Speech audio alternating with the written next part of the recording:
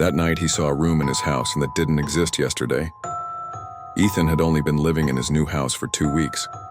The house was old, silent, and unnervingly cold, but cheap enough to ignore the strange feeling. That night, a sudden power outage plunged everything into darkness. When Ethan turned on his phone flashlight, his blood ran cold.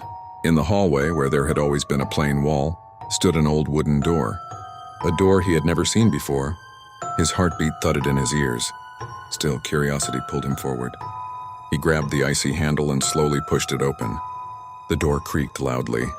Inside was a room that didn't belong to this century.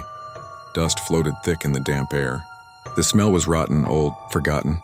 In the center of the room stood a single wooden chair, and all around it the floor was covered with deep claw-like scratches, all dragging outward toward the entrance, as if something had crawled out of that chair. Ethan's flashlight trembled in his hand. On the floor lay an old diary, covered with faded reddish stains. Across the cover, carved in shaky letters, were the words, "Whoever finds this room is never alone again." He opened the diary. On the first page, written in what looked like dried blood, was a warning. It follows movement. Suddenly, a soft scraping noise came from the hallway behind him. Ethan slowly turned. In the darkness, 2 bone-white hands were crawling along the floor, pulling a long, twisted shadow behind them as it dragged itself toward the door. Ethan slammed the mysterious door shut and sprinted to his bedroom, locking it quickly. Moments later, the house lights flickered back on. Trying to steady his breath, he approached his bedroom door and froze in horror. 3 long scratch marks were carved across it, from the inside. His hands shaking, he leaned toward the peephole. At first, nothing.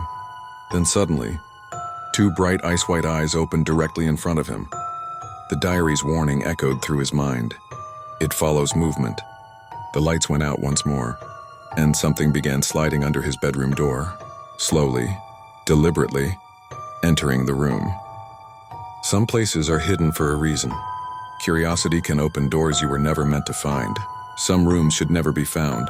If you enjoyed the story, make sure to like, share, and subscribe for more horror tales.